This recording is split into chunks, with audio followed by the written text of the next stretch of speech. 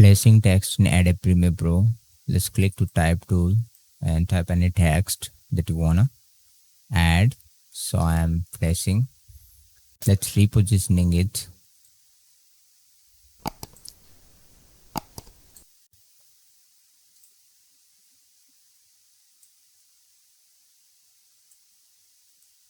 Alright. So this is the text layer. Let me make it small. Select the text layer.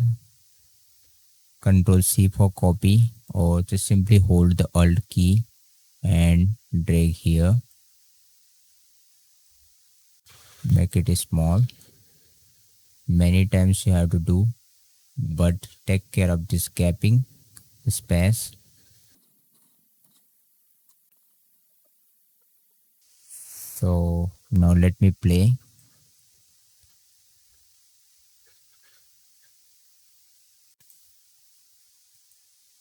Alright, so this is the flashing text in Adobe Premiere Pro. Thanks for watching. Subscribe for more.